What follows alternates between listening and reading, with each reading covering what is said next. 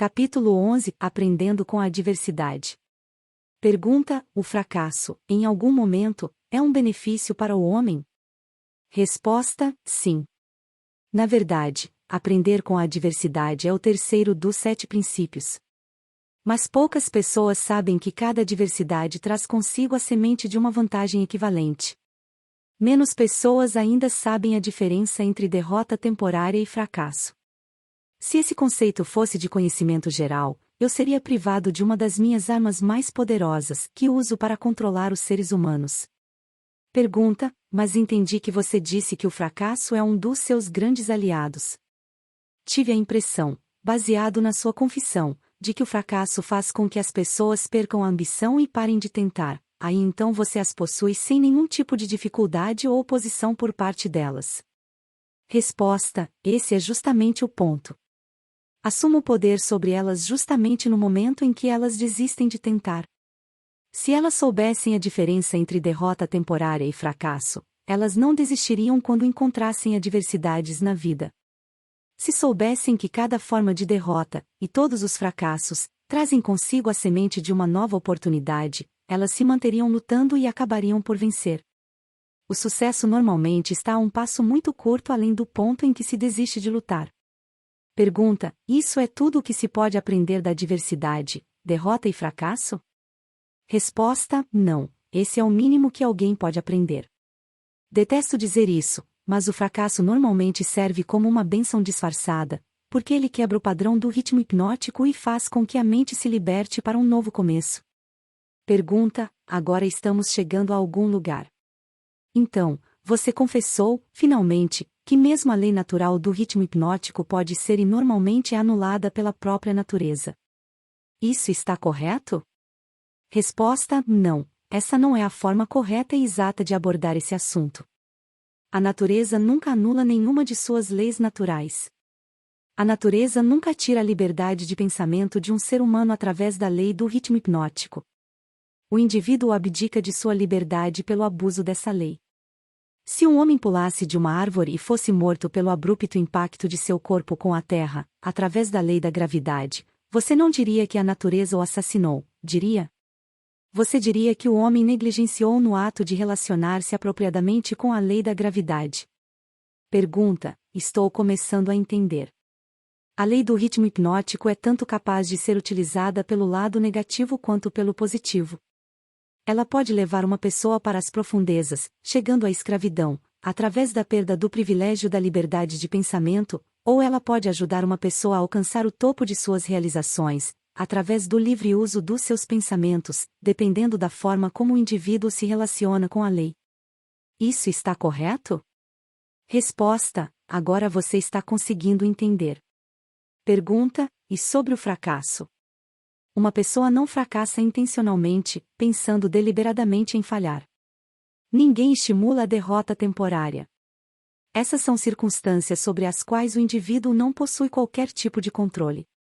Como, então, pode-se dizer que a natureza não tira a liberdade de pensamento quando na verdade o fracasso destrói a ambição, a força de vontade e autoconfiança essencial para se fazer um novo começo?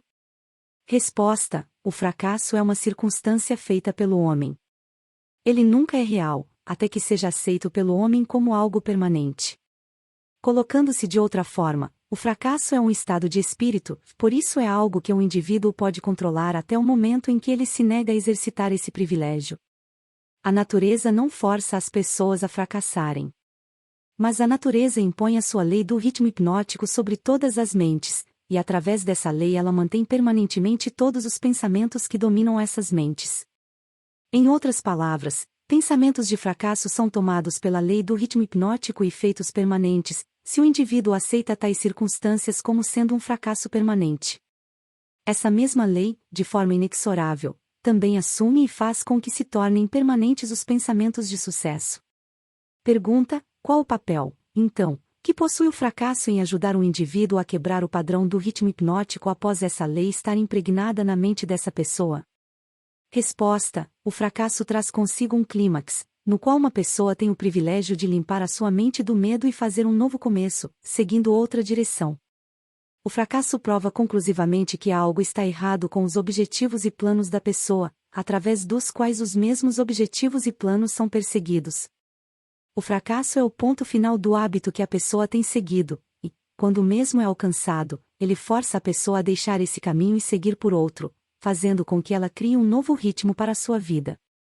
Mas o fracasso faz mais do que isso, ele dá ao indivíduo uma oportunidade para testar a si mesmo, onde pode aprender o quanto de força de vontade ele possui. O fracasso também força as pessoas a aprenderem muitas verdades que elas nunca descobririam sem ele. O fracasso normalmente leva o indivíduo a entender a força da autodisciplina, sem a qual ninguém poderia voltar atrás após ter sido vítima do ritmo hipnótico. Estude as vidas de todas as pessoas que atingiram resultados fantásticos em qualquer ramo de atividade, e observe que o seu sucesso é, em geral, diretamente proporcional às experiências de derrota e fracasso que ele vivenciou antes de ser bem-sucedido. Pergunta: isso é tudo que você tem a dizer sobre as vantagens do fracasso? Resposta: não, eu recém comecei. Se você quer o real significado da adversidade, do fracasso, da derrota e de todas as outras experiências que quebram os hábitos dos seres humanos e os forçam a formar novos hábitos, observe a natureza em seu trabalho. A natureza usa a doença para quebrar o ritmo físico do corpo, quando a relação entre as células e os órgãos torna-se imprópria. Ela usa crises econômicas para quebrar o ritmo do pensamento em massa, quando um grande número de pessoas relaciona-se impropriamente através de negócios, atividades sociais e políticas. E ela usa o fracasso para quebrar o ritmo do pensamento negativo, quando um indivíduo relaciona-se impropriamente consigo mesmo e com sua própria mente. Observe cuidadosamente e você verá que, em todos os lugares da natureza, sempre há uma lei natural que fornece uma eterna mudança para toda a matéria, toda a energia e todo o poder do pensamento. A única coisa permanente em todos os universos é a mudança. A mudança eterna e inexorável é aquela através da qual cada átomo da matéria e cada unidade de energia possui a oportunidade de relacionar-se apropriadamente com outras unidades de matéria e energia, e cada ser humano tem a oportunidade e o privilégio de relacionar-se apropriadamente com todos os outros seres humanos, independente de quantos erros ele cometa, ou quantas vezes e de que maneiras ele possa ser derrotado. Quando o fracasso em massa toma conta de uma nação, tal como a crise econômica mundial de 1929, essa circunstância está em perfeita harmonia com os planos da natureza de quebrar os hábitos dos homens e, por sua vez, fazer florescer novas oportunidades. Pergunta: o que você está dizendo me intriga muito. Pelo que estou entendendo, o ritmo hipnótico tem algo a ver com a forma com que as pessoas se relacionam umas com as outras. Resposta: essa coisa evasiva e abstrata chamada caráter nada mais é do que uma manifestação da lei do ritmo hipnótico. Por isso, quando se fala do caráter de alguém, seria mais apropriado dizer-se que os seus hábitos de pensamento foram cristalizados em uma personalidade positiva ou negativa, através da lei do ritmo hipnótico. Uma pessoa é boa ou ruim devido à fusão dos seus pensamentos com as suas ações, através dessa lei. Uma pessoa é presa pela pobreza ou abençoada com a abundância devido às suas aspirações, planos e desejos, ou à falta deles, que por sua vez são feitos permanentes e reais pelo ritmo hipnótico. Pergunta: isso é tudo o que você tem a dizer a respeito da conexão entre o ritmo hipnótico e as relações humanas? Resposta: não, eu apenas comecei. Lembre-se de que, enquanto estou falando, estou mencionando a influência do ritmo hipnótico em conexão com todas as relações humanas. As pessoas que são bem-sucedidas nos negócios o são inteiramente devido à forma como se relacionam com os seus sócios e com todos os outros no seu círculo de negócios.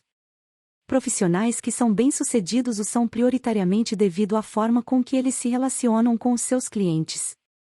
É muito mais importante para o advogado conhecer as pessoas e conhecer as leis da natureza do que conhecer propriamente a lei jurídica.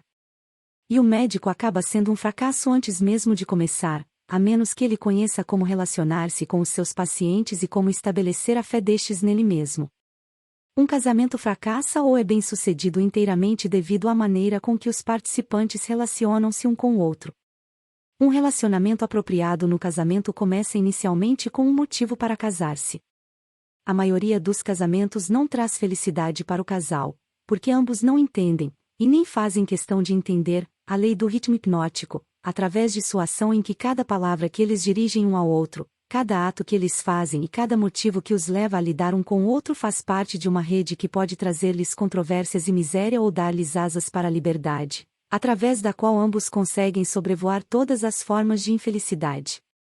Cada nova amizade que ocorre entre as pessoas pode acabar em uma amizade verdadeira, e então em uma harmonia espiritual, algumas vezes chamada amor, ou planta uma semente de suspeita e dúvida, que acaba evoluindo e crescendo para uma rebelião aberta, de acordo com a forma com que os participantes nessa amizade relacionam-se uns com os outros. O ritmo hipnótico simplesmente pega as motivações dominantes, as aspirações, os objetivos e os sentimentos dessas mentes em contato, e os transforma de alguma forma em fé ou medo, amor ou ódio. Após o padrão ter tomado forma, o que ocorre com o tempo, ele é imposto sobre essas mentes que estão em contato e torna-se parte delas. Nessa forma silenciosa, a natureza faz com que sejam permanentes os fatores dominantes de cada ser humano. Em cada relacionamento humano, as motivações e as ações vis desses indivíduos que estão em contato são coordenadas e consolidadas em uma forma definida e costuradas neste tão importante traço humano conhecido como caráter. Da mesma maneira, as motivações e as ações boas, virtuosas, são consolidadas e impostas sobre o indivíduo. Você pode ver que, por isso, não são somente as ações de uma pessoa, mas também os pensamentos dela, que determinam a natureza de todas as relações humanas. Pergunta: você está entrando em águas profundas. Vamos manter nossa conversa perto da costa, onde posso segui-lo sem ter medo de afundar. Vá em frente e conte-me como os relacionamentos humanos realmente funcionam em um mundo tão cheio de problemas tal como temos hoje. Resposta: esse é um pensamento feliz.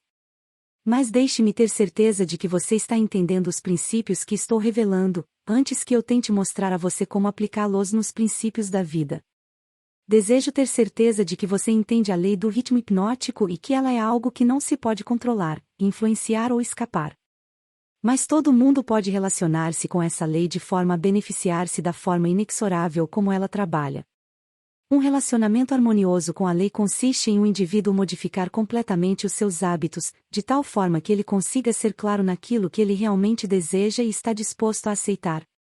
Ninguém pode modificar a lei do ritmo hipnótico, assim como ninguém pode modificar a lei da gravidade, mas todo mundo pode modificar a si mesmo. Lembre-se, contudo, que em resumo todos os relacionamentos humanos são feitos e mantidos pelos hábitos dos indivíduos relacionados. A lei do ritmo hipnótico executa o papel de solidificar os fatores que constituem as relações humanas, mas ela não cria esses fatores. Antes de irmos mais adiante com a discussão dos relacionamentos humanos, quero que você tenha um claro entendimento da mente subconsciente. O termo mente subconsciente representa um hipotético órgão físico que, na verdade, não possui existência real.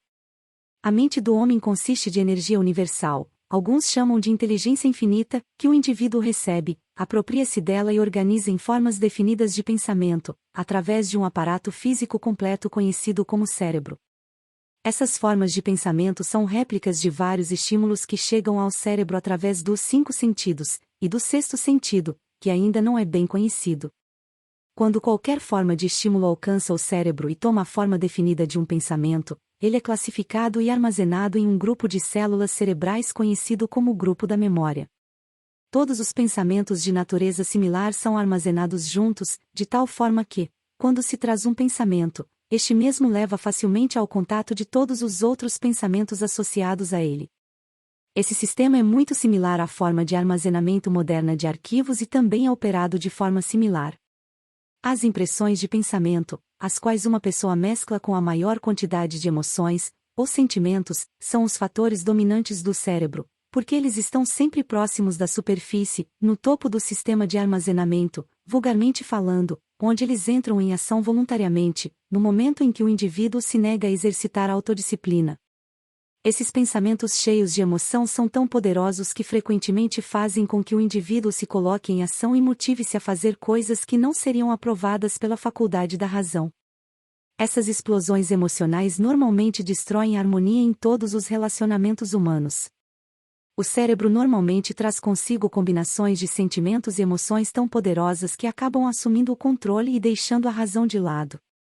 Em todas essas ocasiões, os relacionamentos humanos estão fadados a perder a harmonia. Através do funcionamento do sexto sentido, o cérebro de um ser humano pode contatar o arquivo de outros cérebros e inspecionar quaisquer impressões que estejam presentes nele. A condição pela qual uma pessoa consegue contatar e inspecionar o arquivo do cérebro de outra pessoa é geralmente conhecida como harmonia, mas você pode entender melhor o que isso quer dizer se eu disser que cérebros que estão sintonizados pelas mesmas vibrações de pensamento podem facilmente e rapidamente exercitar o privilégio de entrar e inspecionar os arquivos de pensamentos uns dos outros. Além de receber pensamentos organizados de arquivos de outros cérebros através do sexto sentido, uma pessoa pode, através desse mesmo órgão físico, contatar e receber informações da fonte central, conhecida como inteligência infinita. Todas as informações que chegam ao cérebro de uma pessoa através do sexto sentido provêm de fontes que não são facilmente rastreadas e isoladas, por isso esse tipo de informação, acredita assim, vem geralmente da mente subconsciente da pessoa.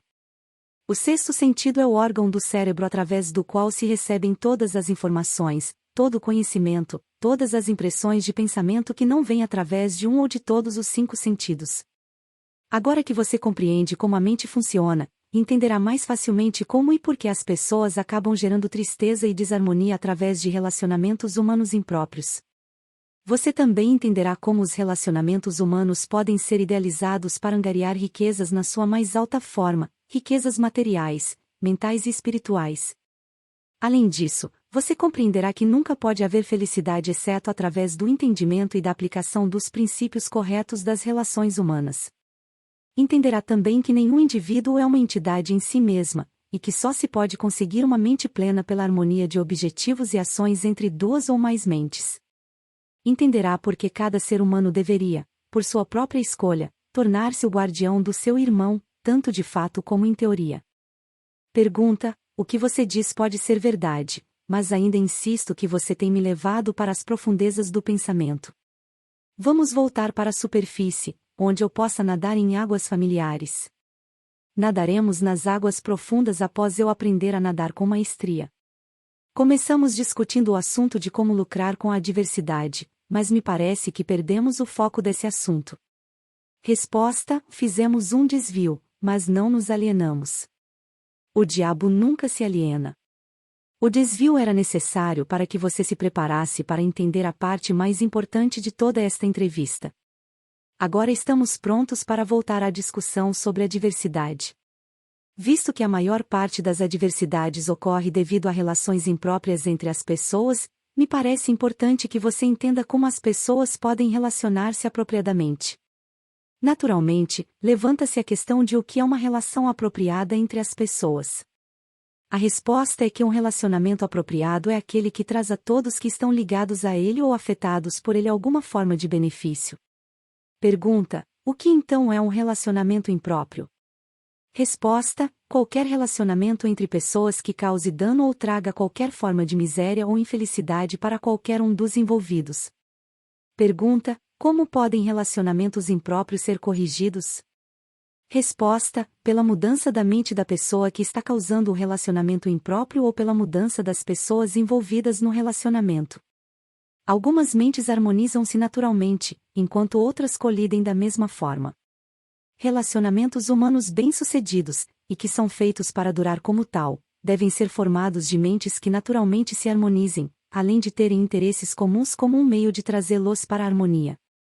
Quando você fala de líderes de negócio que são bem-sucedidos porque sabem como escolher homens, você pode mais corretamente dizer que eles são bem-sucedidos porque sabem como associar mentes que se harmonizam naturalmente. Saber como escolher pessoas de forma bem-sucedida, para qualquer objetivo definido na vida, é uma habilidade desenvolvida para reconhecer os tipos de pessoas cujas mentes naturalmente se harmonizam. Pergunta: por favor, fique focado na diversidade. Se há possíveis benefícios a serem encontrados através da diversidade, nomeios.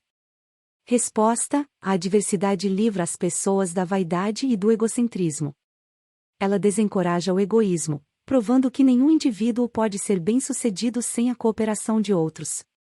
A diversidade força o indivíduo a testar a sua força mental, física e espiritual, portanto, ela traz o indivíduo face a face com suas fraquezas e dá a ele a oportunidade de transpô-las.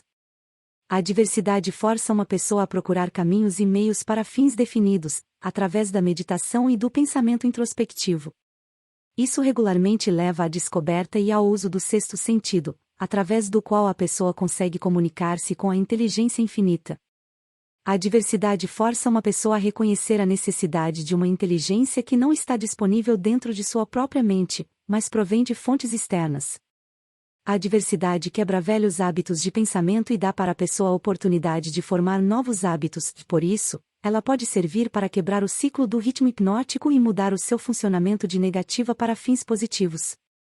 Pergunta: qual o maior benefício que uma pessoa pode receber através da adversidade? Resposta: o maior benefício da adversidade é que ela pode, e geralmente o faz, forçar uma pessoa a mudar os seus hábitos de pensamento, quebrando e redirecionando a força do ritmo hipnótico. Pergunta: em outras palavras, o fracasso é sempre uma bênção quando ele força a pessoa a adquirir conhecimento ou para construir hábitos que levam à realização dos maiores objetivos da vida de uma pessoa. Isso está correto? Resposta: sim, e algo mais. O fracasso é uma bênção quando ele força a pessoa a depender menos das forças materiais e mais das forças espirituais. Muitos seres humanos descobrem os seus outros eus, as forças que operam através do poder do pensamento, somente após alguma catástrofe que os priva do livre e total uso dos seus corpos físicos. Quando um homem não consegue mais usar as suas mãos e os seus pés, ele geralmente começará a usar o seu cérebro, assim, colocar-se no caminho de descobrir o poder de sua própria mente. Pergunta: quais benefícios são obtidos a partir da perda de coisas materiais, dinheiro, por exemplo? Resposta: a perda de coisas materiais pode ensinar muitas lições necessárias, contudo nenhuma tão grande quanto a de não possuir controle sobre nada e de não ter certeza do uso permanente de qualquer coisa, exceto o poder do seu pensamento. Pergunta: fico imaginando se esse não é o maior benefício disponível que se pode aprender através da adversidade. Resposta: não. O maior de todos os benefícios potenciais de qualquer circunstância, que leve uma pessoa a fazer um novo começo, é que ele fornece uma oportunidade para quebrar o equilíbrio do ritmo hipnótico e acaba desenvolvendo um novo parâmetro, com novos hábitos de pensamento. Novos hábitos oferecem a única saída para as pessoas que fracassam. A maior parte das pessoas que escapam do funcionamento negativo para o positivo da lei do ritmo hipnótico faz somente devido a alguma forma de adversidade, que a força a mudar os seus hábitos de pensamento. Pergunta: a adversidade não é um agente potencial para quebrar a autoconfiança e, consequentemente, levar uma pessoa a desistir de ter esperança? Resposta: ela tem esse efeito para todas aquelas pessoas cuja força de vontade é fraca, devido a longos hábitos estabelecidos de alienação. Ela possui o efeito oposto em todos aqueles que não foram enfraquecidos pela alienação. O não alienado esbarra com o fracasso ou com a derrota temporária, mas a sua reação para todas as formas de adversidade é positiva. Ele luta em vez de desistir. E acaba ganhando. A vida não fornece imunidade contra a adversidade, mas a vida fornece a todo mundo o poder do pensamento positivo, que é suficiente para dominar todas as circunstâncias de adversidade e convertê-las em benefícios. O indivíduo possui a prerrogativa e o privilégio de usar ou negligenciar o seu direito de pensar apropriadamente para transpor todas as adversidades. Todo indivíduo é forçado tanto a usar o poder do seu pensamento para a obtenção de fins positivos e definidos como a negligenciar e usar esse poder para a obtenção de fins negativos. Não existe acordo nem recusa para o uso da mente. A lei do ritmo hipnótico força cada indivíduo a dar algum grau de uso, seja negativo ou positivo, para sua mente, mas não influencia o indivíduo sobre qual dos usos ele deverá fazer. Pergunta: pelo que estou entendendo, e pelo que você diz, toda adversidade é uma bênção? Resposta: não, eu não disse isso. Eu disse que existe a semente de uma vantagem equivalente em cada adversidade. Não disse que existe uma flor desabrochada de vantagem, apenas a semente. Geralmente, a semente consiste de alguma forma de conhecimento, alguma ideia ou plano, ou alguma oportunidade que não teria sido disponível, exceto através da mudança dos hábitos de pensamento que, por sua vez, acabaram sendo forçados pela adversidade. Pergunta: esses são todos os benefícios disponíveis para os serem humanos advindos do fracasso? Resposta: não. o fracasso é usado pela natureza como uma linguagem simples em que ela castiga as pessoas quando estas negam-se a se adaptar às suas leis. Por exemplo, a Guerra Mundial foi extremamente destrutiva e feita pelo homem. A natureza plantou nas circunstâncias da guerra a semente de uma reprimenda equivalente, na forma de uma crise econômica mundial. A crise foi inevitável e impossível de escapar. Ela procedeu à guerra tão naturalmente quanto a noite precede o dia e, pelo funcionamento da mesma lei, a lei do ritmo hipnótico. Pergunta: pelo que estou entendendo, a lei do ritmo hipnótico é a mesma que Ralph Waldo Emerson chamava de lei da compensação? Resposta: a lei do ritmo hipnótico é a lei da compensação. É a força com a qual a natureza equilibra as forças negativas e positivas através de todos os universos, em todas as formas de energia, em todas as formas de matéria e em todos os relacionamentos humanos. Pergunta: a lei do ritmo hipnótico opera rapidamente em todas as instâncias? Por exemplo, essa lei imediatamente abençoa uma pessoa com os benefícios da aplicação positiva dos pensamentos ou amaldiçoa com o resultado de pensamentos negativos? Resposta: definitivamente, a lei funciona, mas nem sempre é rapidamente. Tanto os benefícios quanto as penalidades incorridas através da lei podem ser colhidas por outros, tanto antes quanto após a sua morte. Pode-se observar que essa lei realmente funciona, porque ela força sobre uma geração de pessoas os efeitos tanto dos pecados quanto das virtudes das gerações precedentes.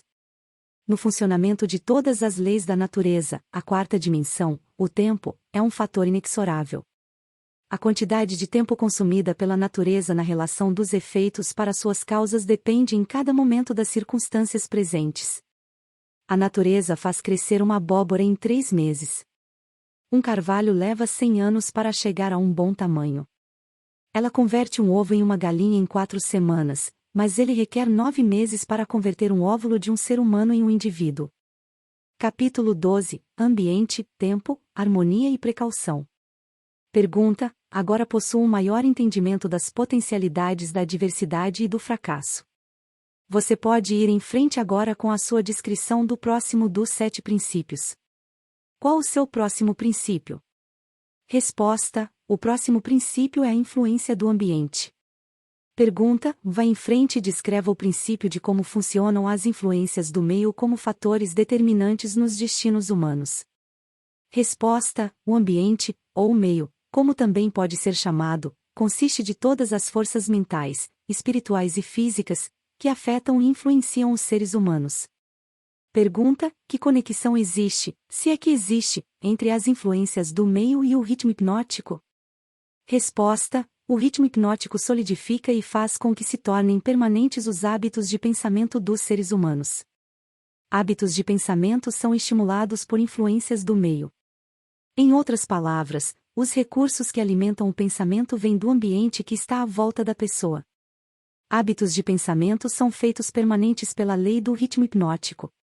Pergunta: qual a parte mais importante do meio em que uma pessoa vive, a parte que determina, mais do que todas as outras, se o indivíduo faz uso positivo ou negativo de sua mente?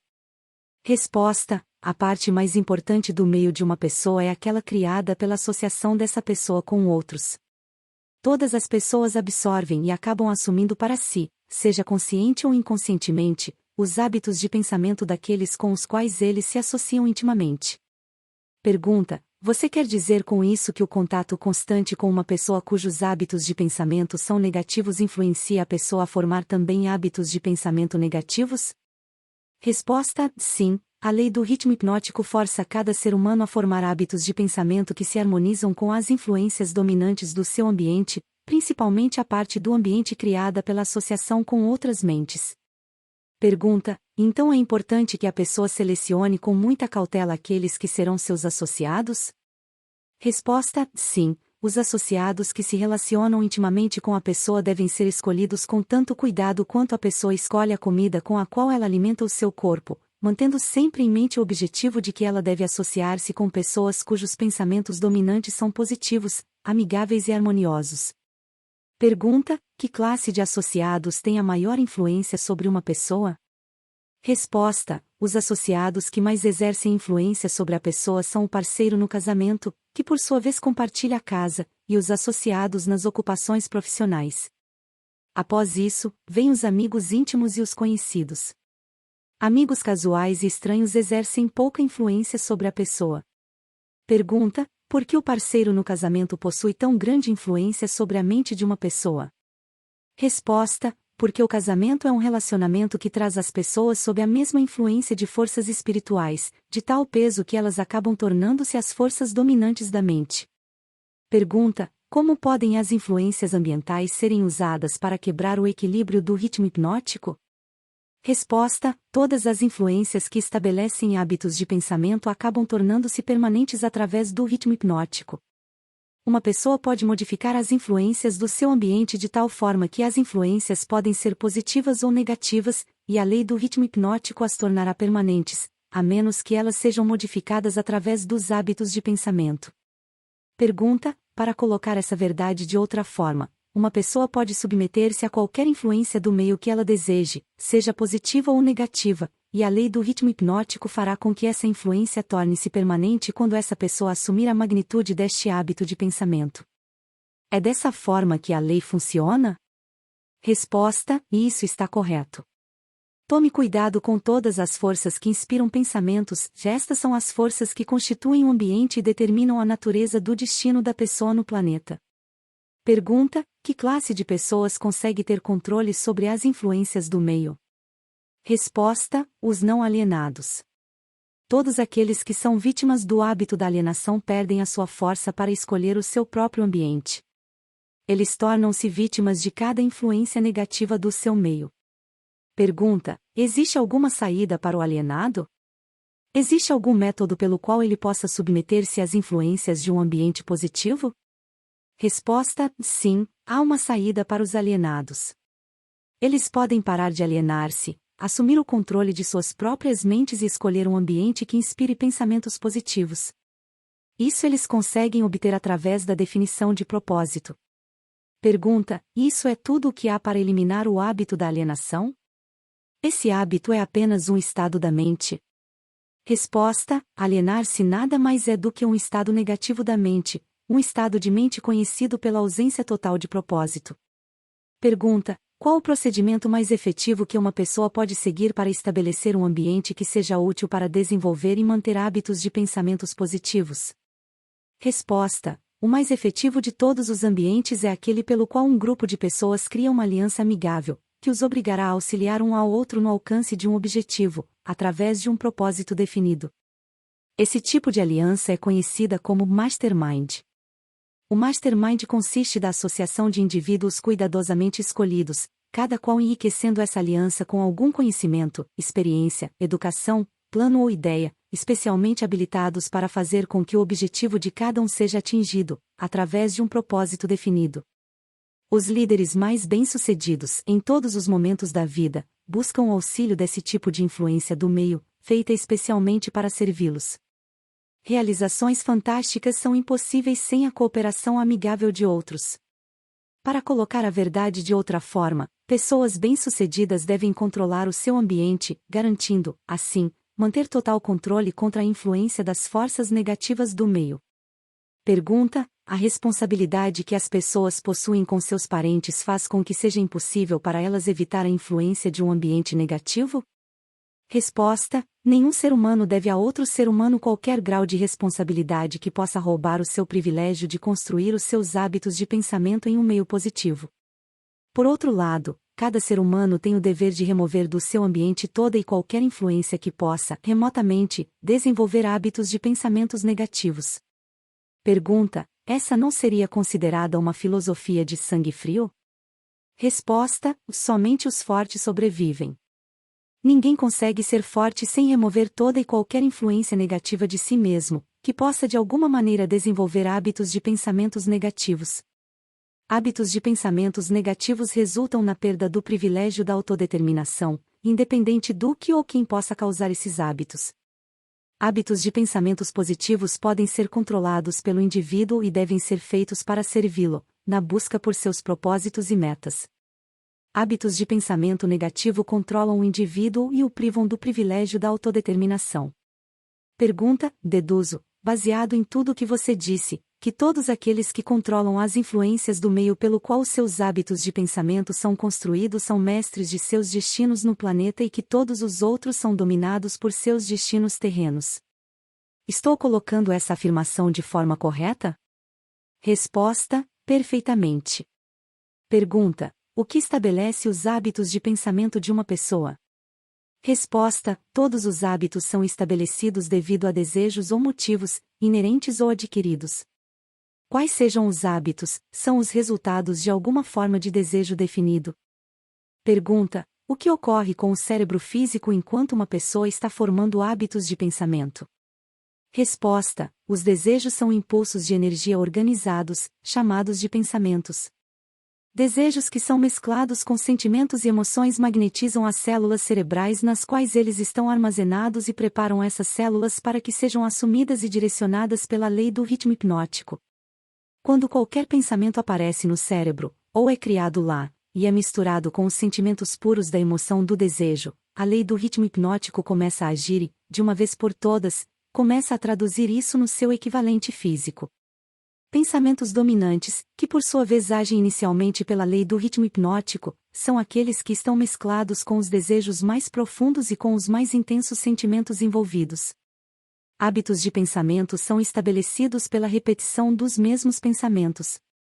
Pergunta: quais são os motivos ou desejos que mais impelem e inspiram a ação do pensamento? Resposta: os 10 motivos mais comuns, que mais inspiram pensamentos voltados para ações, são estes: o desejo por sexo e amor, o desejo por alimento, o desejo por autoexpressão espiritual, mental e física, o desejo pela perpetuação da vida após a morte, o desejo por poder sobre outros, o desejo por riquezas materiais, o desejo por conhecimento, o desejo de imitar outros, o desejo de se sobressair sobre outros. Os 7 medos básicos. Esses são os motivos principais que inspiram a maior parte de todas as ações humanas.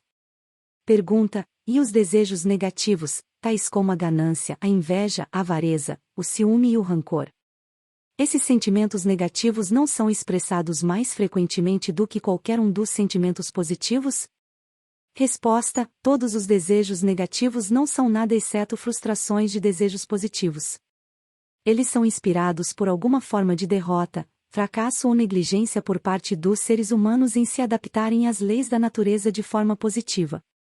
Pergunta: esse é um novo ponto de vista nessa questão dos pensamentos negativos. Se estou entendendo o que você disse, todos os pensamentos negativos são inspirados pela negligência ou fracasso de uma pessoa em se adaptar harmoniosamente às leis da natureza. Isso está correto? Resposta: isso está corretíssimo. A natureza não tolerará quaisquer inatividades ou vácuos de qualquer tipo. Todo o espaço deve ser, e na verdade é, preenchido com alguma coisa. Tudo nesta existência, tanto de natureza física como espiritual, deve ser e estar em constante movimento. O cérebro humano não é exceção a essa regra. Ele foi criado para receber, organizar, especializar-se e expressar o poder do pensamento. Quando um indivíduo não usa o cérebro para a expressão de pensamentos criativos e positivos, a natureza preenche o vácuo forçando-o a agir em cima de pensamentos negativos. Não pode haver indolência ou inatividade no cérebro. Entenda esse princípio e você terá um novo e importante entendimento sobre as influências que o ambiente exerce nas vidas dos seres humanos.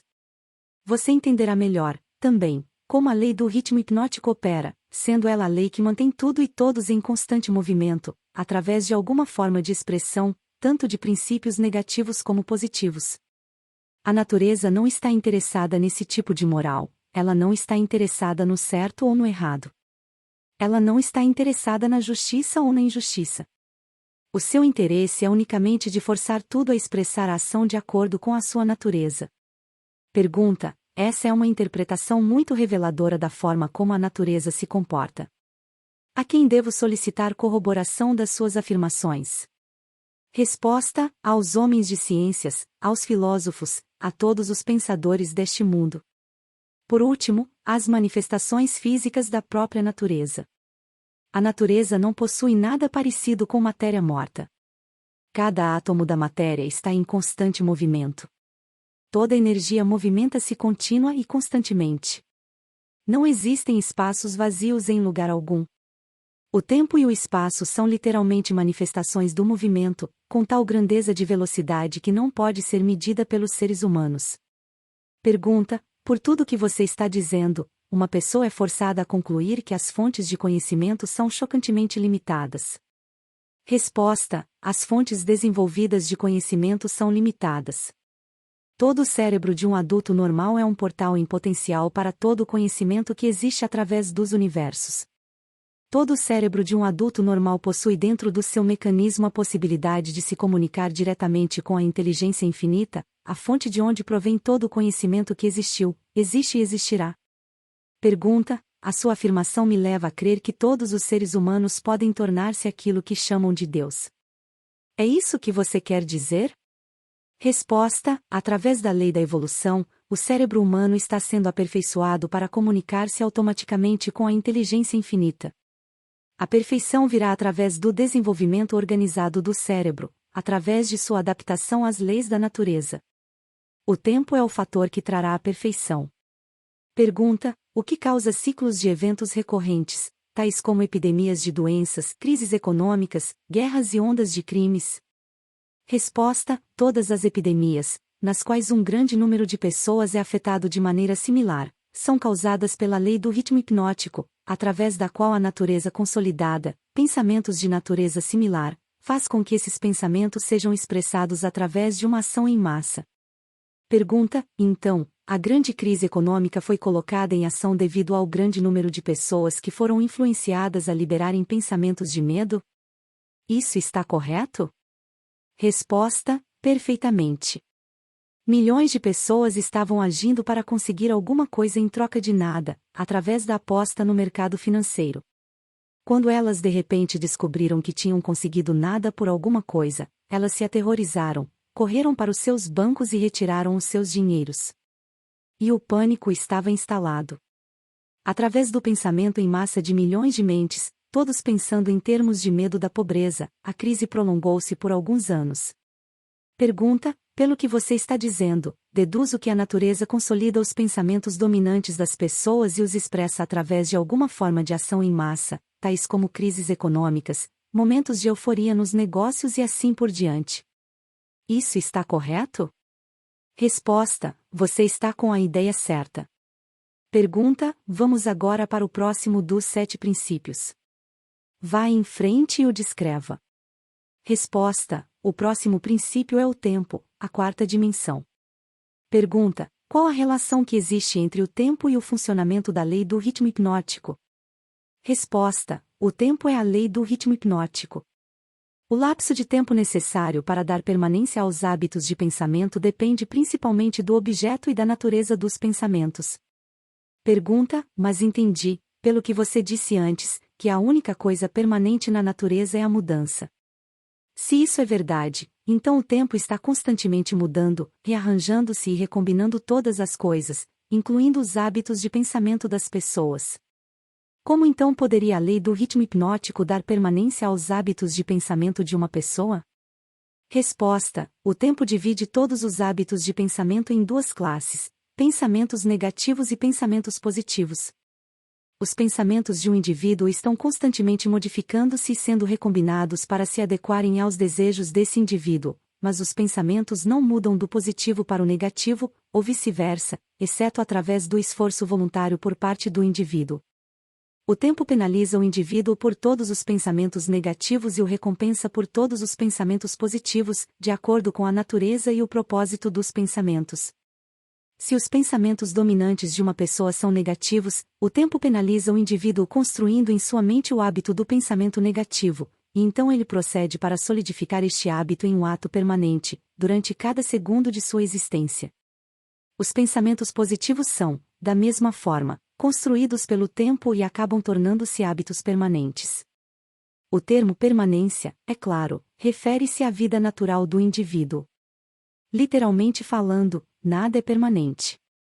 O tempo converte hábitos de pensamento naquilo que pode ser chamado permanência durante a vida do indivíduo. Pergunta: agora possuo um entendimento melhor de como o tempo trabalha. Quais outras características possui o tempo em conexão com o destino dos seres humanos na Terra? Resposta: o tempo é o tempero que influencia a natureza, através do qual as experiências humanas podem ser amadurecidas em sabedoria. As pessoas não nascem com sabedoria, mas elas nascem com a capacidade de pensar e podem, através do lapso do tempo, chegar à sabedoria pelos seus pensamentos.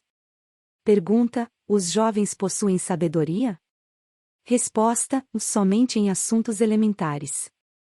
A sabedoria vem somente com o tempo.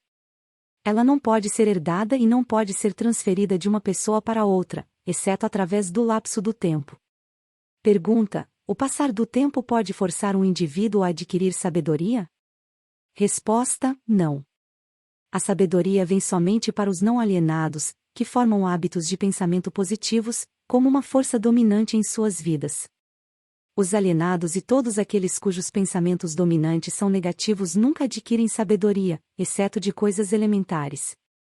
Pergunta: pelo que você está dizendo, entendo que o tempo é amigo da pessoa que treina a sua mente a seguir padrões de pensamentos positivos, e inimigo da pessoa que se aliena em hábitos de pensamentos negativos. Isso está correto? Resposta: e isso é precisamente verdadeiro. Todas as pessoas podem ser classificadas como alienadas ou não alienadas. Alienadas estão sempre à mercê das não alienadas, e o tempo faz com que essa relação seja permanente. Pergunta: você quer dizer que, se eu me alienar ao longo da minha vida, sem propósito ou objetivo definido, o não alienado pode tornar-se meu mestre, e o tempo serve somente para dar ao não alienado uma vantagem mais forte e mais permanente sobre mim? Resposta: corretamente. Pergunta: o que é a sabedoria?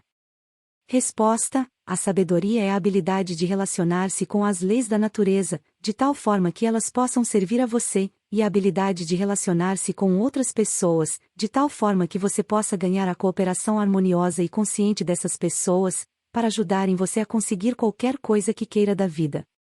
Pergunta: então, conhecimento acumulado não é sabedoria? Resposta: céus, não. Se conhecimento fosse sabedoria, as realizações da ciência não seriam convertidas em instrumentos de destruição. Pergunta: o que é necessário para converter conhecimento em sabedoria? Resposta: tempo mais o desejo por sabedoria. A sabedoria nunca pode ser imposta a uma pessoa. Ela é adquirida, se é que é adquirida, pelo pensamento positivo, através de um esforço voluntário e pessoal. Pergunta: é seguro para todas as pessoas ter conhecimento? Resposta: nunca é seguro para qualquer pessoa ter um conhecimento extensivo sem sabedoria. Pergunta: em que idade a maioria das pessoas começa a adquirir sabedoria? Resposta: a maioria das pessoas que adquire sabedoria o faz após ter passado a idade dos 40 anos. Antes desse período, a maioria das pessoas está muito ocupada angariando conhecimentos e os organizando em planos em vez de gastar o tempo no esforço em conseguir sabedoria.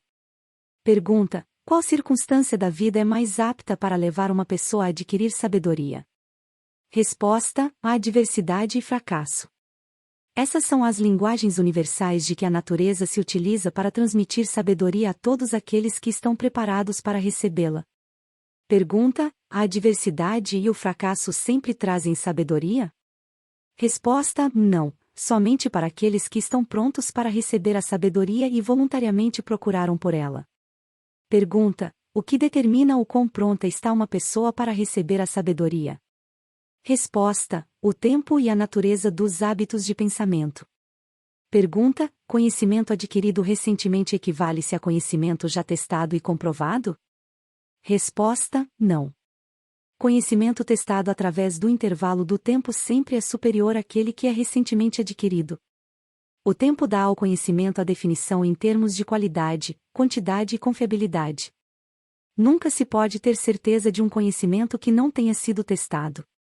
Pergunta: o que é um conhecimento confiável?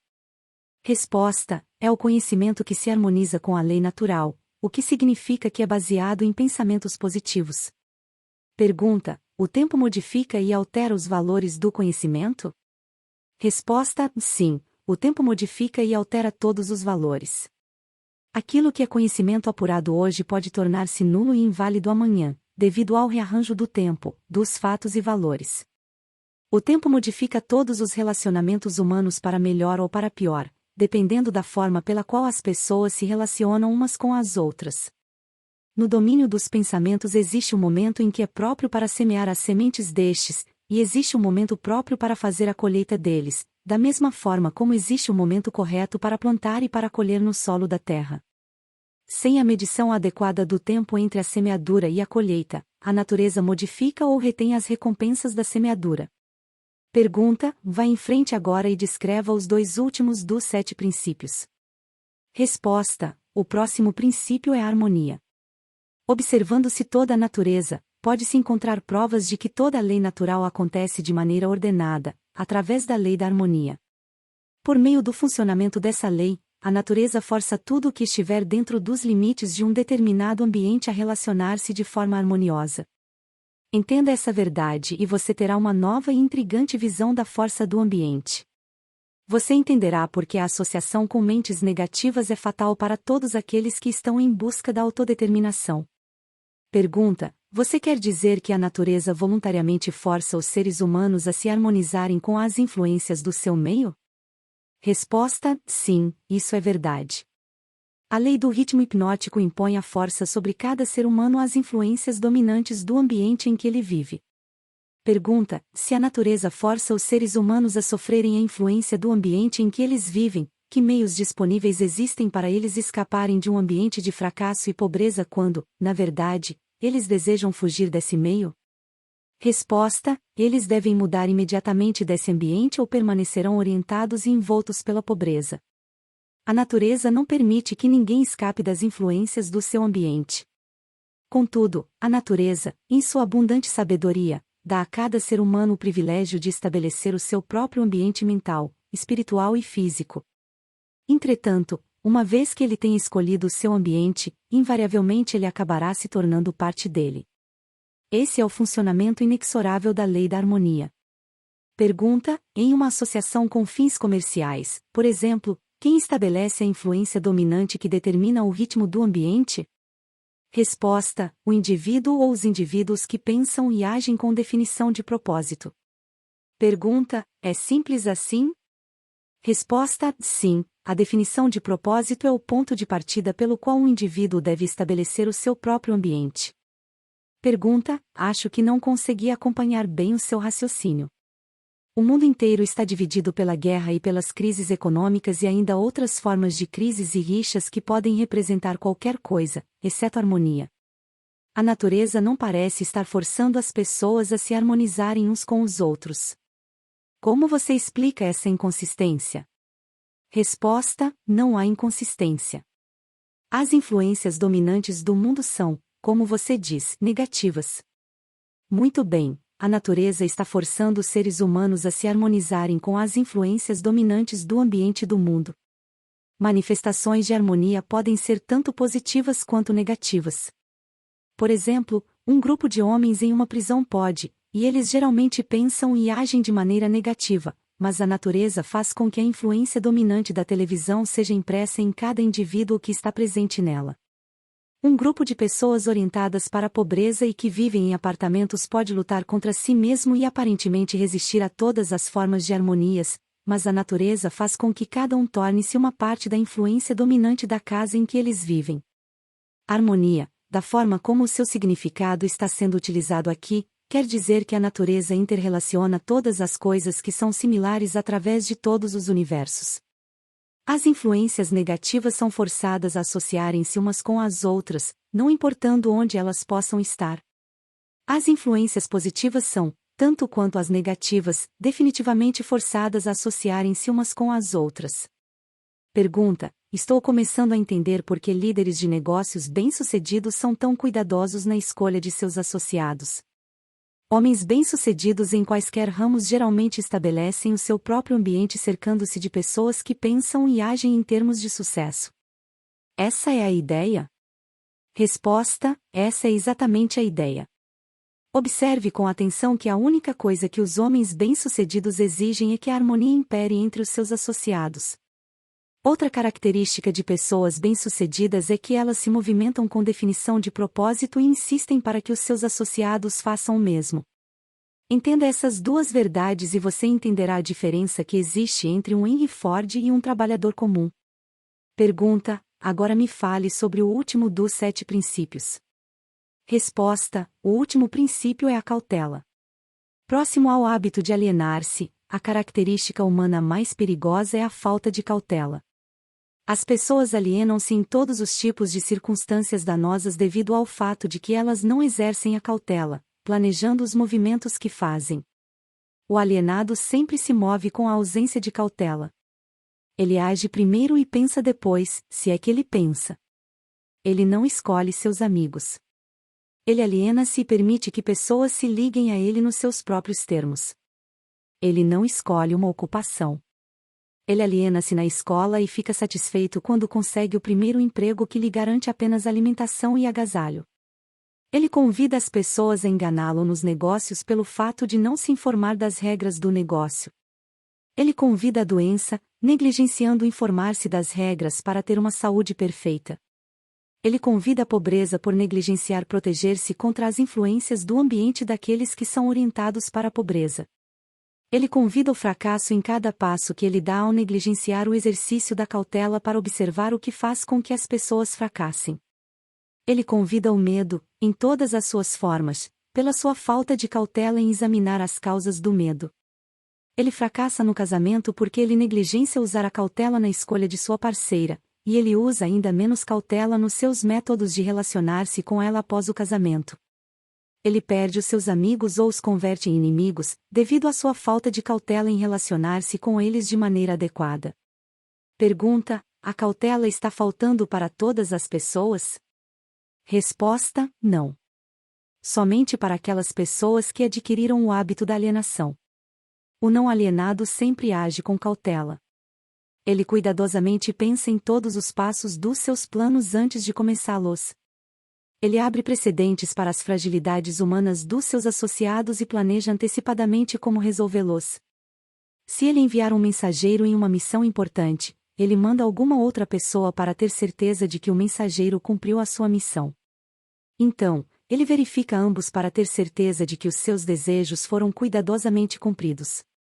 Ele cuida de todos os detalhes, mesmo daqueles que parecem sem importância, e utiliza a cautela como meio de garantir o seu sucesso. Pergunta: a cautela excessiva não é tão prejudicial quanto a falta de cautela?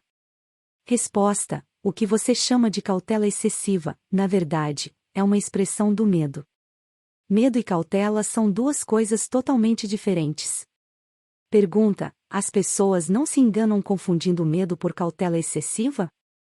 Resposta: sim, isso algumas vezes acontece, mas a maioria das pessoas criam para si mesmas muito mais desastres e situações danosas para suas vidas pela total falta do hábito da cautela do que pelo excesso desta. Pergunta: qual a forma mais vantajosa de se utilizar a cautela? Resposta: na seleção dos associados e nos métodos de relacionar-se com estes.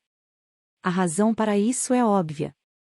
Os associados constituem a parte mais importante do ambiente de uma pessoa, e as influências do ambiente determinam se a pessoa forma o hábito de alienar-se ou se ela se torna um não alienado. A pessoa que exercita a cautela na escolha dos seus associados, nunca se permite estar intimamente associada com qualquer pessoa que não traga para ela, através da associação, alguma forma definida de benefício mental, espiritual ou econômico.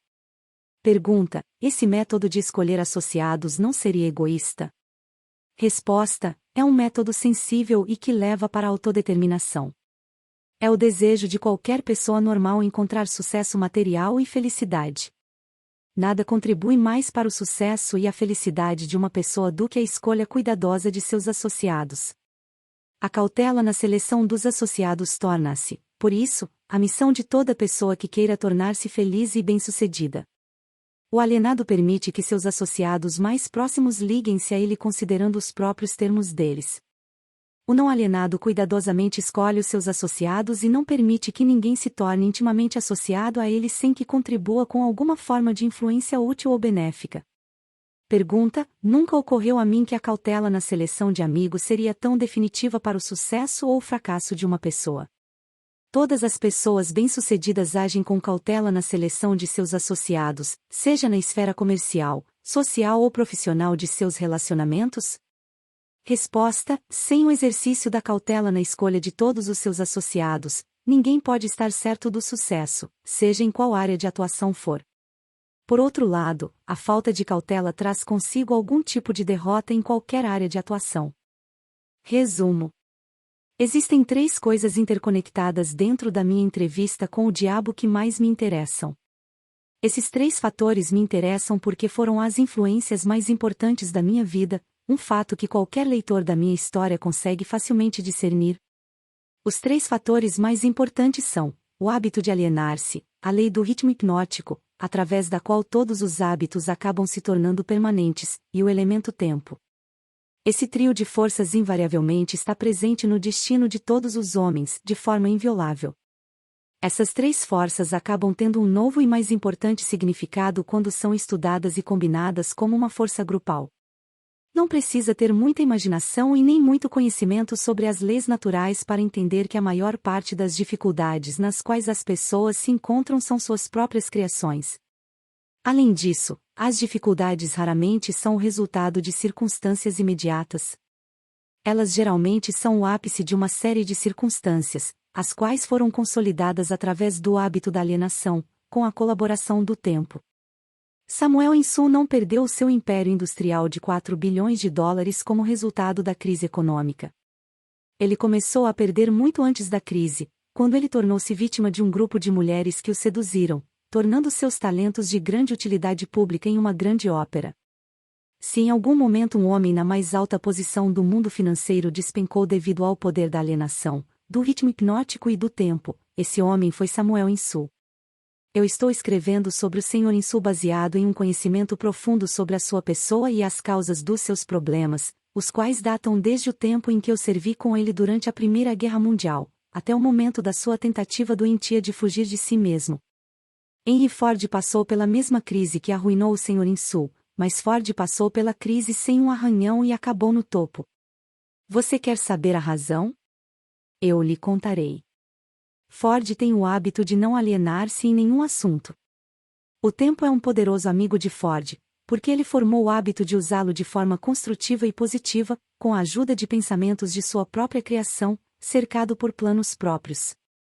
Pegue qualquer circunstância que você deseje, meça com referência ao seu relacionamento com o hábito da alienação, do ritmo hipnótico e do tempo, e você certamente terá as causas mais apuradas de todo o fracasso ou de todo o sucesso. Franklin D. Roosevelt assumiu seu gabinete com um estrondo durante o seu primeiro mandato. Mas ele tinha um propósito principal em mente, e esse propósito era bem definido. Seu objetivo era parar o estampido do medo e fazer com que as pessoas começassem a pensar e falar em termos de prosperidade nos negócios em vez de crise. Ao trabalhar na busca de seu propósito, não havia alienação. As forças de toda a nação estavam consolidadas e moviam-se como uma só, ajudando o presidente a alcançar o seu propósito definido. Pela primeira vez na história da América, os jornais de todas as inclinações políticas, as igrejas de todas as denominações, as pessoas de todas as raças e cores e as organizações políticas de todos os partidos uniram-se formando uma força estupenda, com o único objetivo de ajudar o presidente a restaurar a fé e as relações comerciais no país. Em uma conferência realizada entre o presidente e um grupo de conselheiros de emergências, poucos dias após ele assumir a presidência, eu perguntei a ele qual era o seu maior problema. Ele respondeu: não é uma questão de maior ou menor, nós temos apenas um problema, e este problema é parar o medo e suplantá-lo com a fé. Antes do final do seu primeiro ano, o presidente havia vencido o medo e o suplantado pela fé. E a nação estava vagarosamente, mas no caminho certo, para sair de uma vez por todas da selva da crise. No final do seu primeiro mandato, marque bem o elemento tempo, o presidente havia consolidado de forma tão efetiva as forças dos negócios americanos e da vida privada que ele tinha uma nação inteira o apoiando, pronta, desejosa e entusiasticamente apta a segui-lo, não importando o caminho que ele seguisse. Estes são fatos bem conhecidos para todo mundo que tenha lido os jornais ou escutado o rádio. Então, veio outra eleição presidencial e a oportunidade para as pessoas expressarem sua fé no seu líder. Elas a expressaram com uma vitória sem precedentes na política americana, e o presidente assumiu o gabinete para um segundo mandato com uma votação quase unânime, perdendo somente em 2 estados. Agora, observe como a roda da vida começou a reverter-se e voltar-se para outra direção. O presidente mudou a sua política, baseada em definição de propósito, e entrou para a indefinição e para a alienação. A sua mudança na política dividiu o poderoso Partido Trabalhista e fez com que mais da metade desse grupo ficasse contra ele. Ele dividiu o que antes era quase sólido em ambas as casas do Congresso, e, mais importante do que isso, ele dividiu o povo americano em 2 grupos, prós e contras, e com o resultado final que o que sobrou daquele presidente foi somente o seu sorriso de $1 milhão e seu aperto de mão firme, obviamente, não o suficiente para fazê-lo reconquistar o poder que ele uma vez teve na vida americana.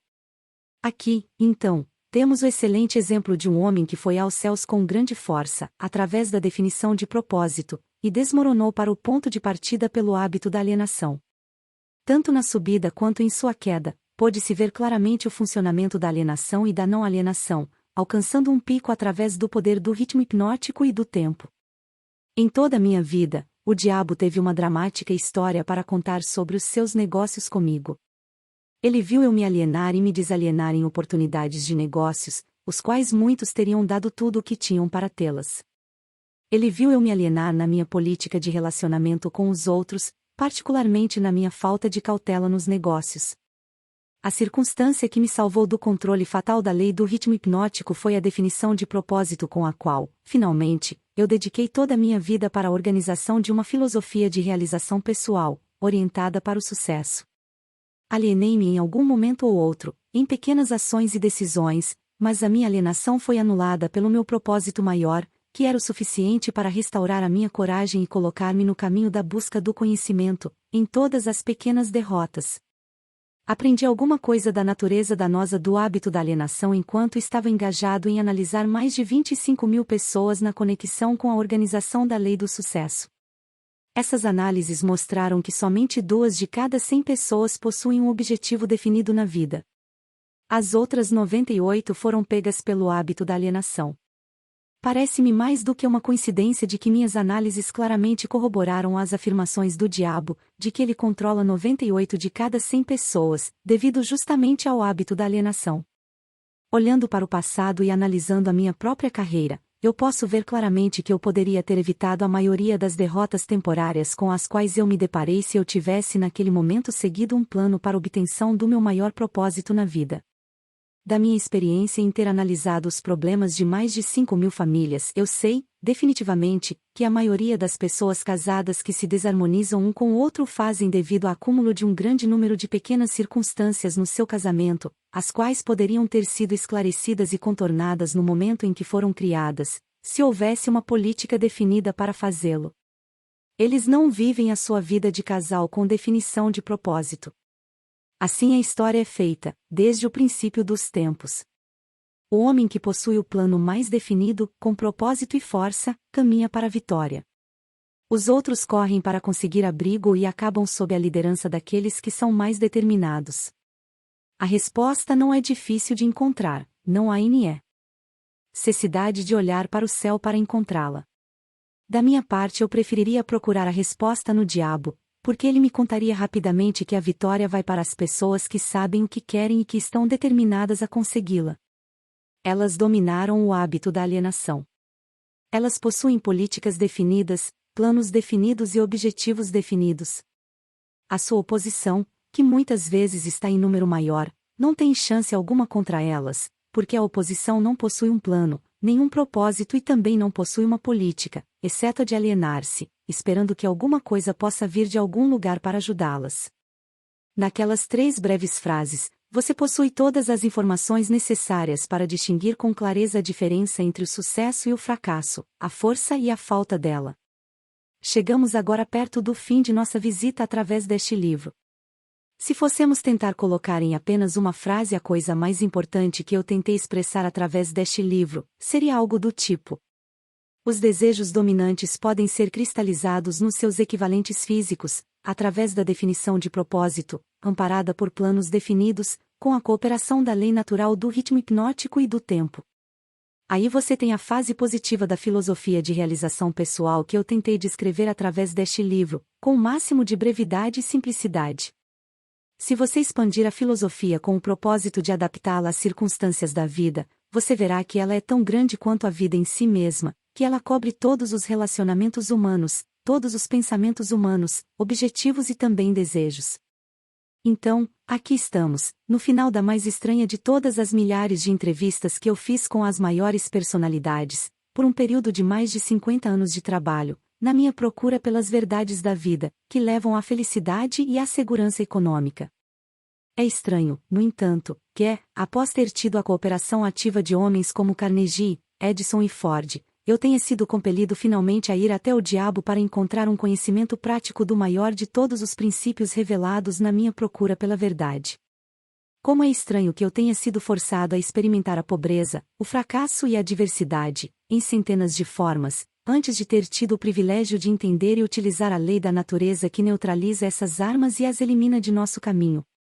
Mas o mais estranho de toda esta dramática experiência que a vida me proporcionou é a simplicidade da lei pela qual, se eu a tivesse entendido, poderia ter transmutado meus desejos de forma substancial, sem ter de me submeter tantos anos a períodos de miséria e dureza. Eu enxergo agora, no final da minha entrevista com o diabo, que eu estava carregando em meus próprios bolsos os fósforos com os quais o fogo da adversidade estava me queimando. E eu vejo também que a água com a qual esse fogo poderia ter sido extinguido estava em grande abundância, sempre disponível, esperando pelo meu comando. Eu procurei pela pedra filosofal com a qual o fracasso pode ser convertido em sucesso somente para aprender que tanto o sucesso quanto o fracasso são resultados das forças evolucionárias do nosso dia a dia, através do qual os pensamentos dominantes são costurados ponto a ponto e transformados nas coisas que queremos, ou nas coisas que não queremos, de acordo com a natureza desses pensamentos. Infelizmente, eu não entendi essa verdade no momento em que alcancei a idade da razão, porque, se a tivesse entendido, teria sido capaz de desviar dos obstáculos que fui forçado a pular, enquanto caminhava no vale da sombra da vida. A história da minha entrevista com o diabo agora está em suas mãos. Os benefícios que você receberá dela serão da exata proporção do pensamento que ela inspira em você. Para beneficiar-se da leitura desta entrevista, você precisa concordar com cada porção dela. Você somente tem que pensar e chegar às suas próprias conclusões em relação a cada parte desta entrevista. O quão razoável ela é. Você é o juiz, o jurado e o advogado, tanto da defesa quanto da acusação. Se você não vencer o seu caso, a perda e a causa da perda serão somente suas. Epílogo. Uma noite, um velho índio Cherokee contou ao seu neto sobre uma luta que estava a acontecer dentro dele. Ele disse: "Meu filho, esta luta é entre dois lobos. Um é mau, raiva, inveja, ganância, medo, arrogância, desespero, autopiedade, mentira, sentimento de inferioridade, culpa, orgulho e ego. O outro é bom, alegria, coragem, paz, autodeterminação, serenidade, humildade, bondade, empatia, verdade, compaixão e fé." O neto, ouvindo tudo atentamente, então perguntou ao avô: "Qual dos lobos vence?" O velho Cherokee respondeu simplesmente: "Aquele que eu alimento." Muito já se escreveu sobre a batalha entre o bem e o mal. Mas, mesmo com toda a tecnologia que hoje nos rodeia, permanecemos basicamente com os mesmos questionamentos do passado: quem somos? De onde viemos? O que estamos fazendo aqui? Para onde vamos? Perguntas simples, mas que, mesmo se colocássemos todos os maiores computadores do mundo lado a lado, não conseguiríamos decifrá-las. Procuramos incessantemente, quase que diariamente, por respostas. Na verdade, internamente somos peritos em grandes questionamentos, e na maior parte das vezes buscamos as soluções externamente, seja nas religiões, nas filosofias de vida, ou nos cultos dos mais variados tipos. Napoleão Hill decidiu buscar respostas com ninguém menos do que o próprio diabo. Figura mitológica para alguns, fonte de medo e desespero para outros. O fato é que o Sr. Hill conseguiu colocar em forma de entrevista aquilo que muitos de nós questionamos há muito tempo. Independente da religião, culto ou filosofia de que possamos fazer parte, o diabo mexe com nossa imaginação e nos faz parar e refletir sobre a sua real natureza. O diabo efetivamente existe? Quem o alimenta? Não seria, por acaso, nosso ego, que busca incessantemente pela nossa valorização momentânea em detrimento do verdadeiro ganho da virtude? Conforme aprendemos com o Dr. Hill, a alienação hoje ocorre não somente com os meios que foram descritos no livro, que por sua vez data de 1938, mas também com novos e poderosos instrumentos que o diabo utiliza para alcançar os seus objetivos: as drogas, a internet, os videogames, os aplicativos de celulares e tudo o que a tecnologia trouxe de informação e comodidade ao alcance fácil de nossos dedos. Outrossim, nunca estivemos tão afastados de nós mesmos digerindo nossa mais nova ingestão tecnológica. Com relação às pessoas, então, conhecemos profundamente o perfil dos nossos principais amigos nas redes sociais, mas participamos cada vez menos do que se passa de verdade no coração e na mente desses amigos e amigas. Pode existir maior alienação do que esta? Nos afogamos em meio à modernização e parece que o bote salva-vidas está longe, cada vez mais longe de nosso alcance. Caminhamos hoje com muita pressa e utilizamos a mais alta tecnologia para saber de coisas que, no passado, saberíamos meses depois, quem sabe anos.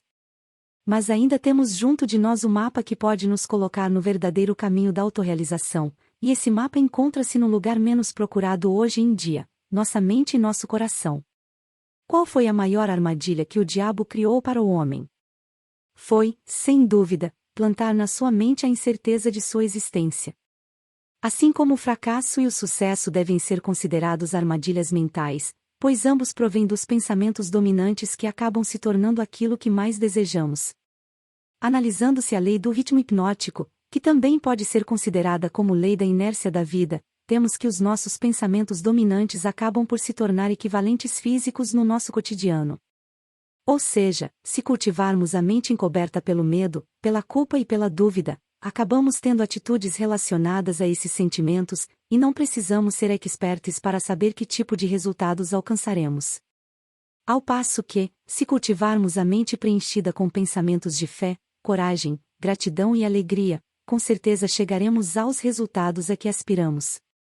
O desafio é como conseguir isso.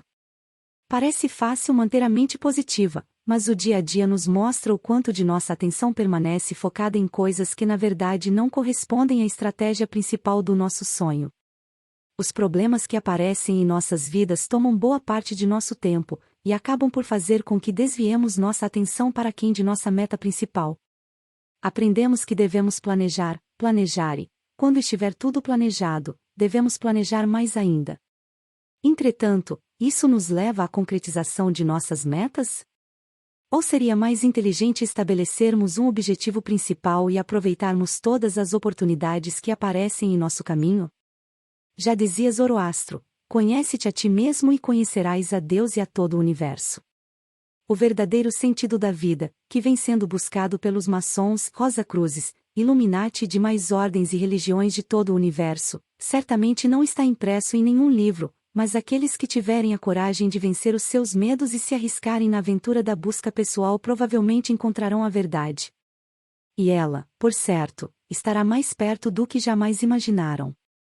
Seja qual for o mapa utilizado para encontrar o caminho, a Bíblia, a Torá, o Alcorão, os Vedas, ou todos os demais livros sagrados das religiões, não podemos esquecer nunca que eles são somente o mapa e não o território, e que a mensagem é muito mais importante que o fato histórico. A mensagem contém em si mesma a sua própria verdade. Entretanto, ela somente passa a ter real existência se for praticada e se servir para fazer com que todos os homens e mulheres deste mundo possam viver o pleno sucesso. Que, por sua vez, não se trata de acumulação de riquezas materiais, mas sim do tributo à alegria, à simplicidade e à tão desejada paz de espírito. Este livro foi um presente deixado pelo Dr. Napoleão Hill ao mundo. Ficou 73 anos escondido, por motivos não tão bem esclarecidos, mas o fato é que a mensagem é viva e cabe a cada um de nós interpretar baseado em nossas próprias experiências de vida. Quando perguntaram a Napoleão Hill se a entrevista havia sido efetivamente feita com a presença do diabo, ele respondeu: após a leitura do livro, cabe a cada um tirar as suas próprias conclusões. Mais ouro já foi extraído dos pensamentos dos homens e mulheres deste mundo do que em todas as minas existentes em todos os tempos no planeta Terra. Faça a sua parte. Faça deste livro seu livro de cabeceira e dê um exemplar de presente àquela pessoa que você mais estima. Que assim seja. Sincera e fraternalmente. Amy Conte Jr. Caro ouvinte, queremos expressar nossa sincera gratidão por ter ouvido o audiobook até o final. Esperamos que você tenha desfrutado. Se você gostou da experiência, por favor, considere se inscrever em nosso canal para receber mais conteúdos como este. Não se esqueça de dar um like e compartilhar com seus amigos e familiares. Recomendamos que você também confira outros livros em nosso canal. Temos certeza de que encontrará algo que irá cativar sua imaginação e despertar sua curiosidade. Obrigado novamente por ouvir e esperamos tê-lo como ouvinte em muitas outras aventuras literárias.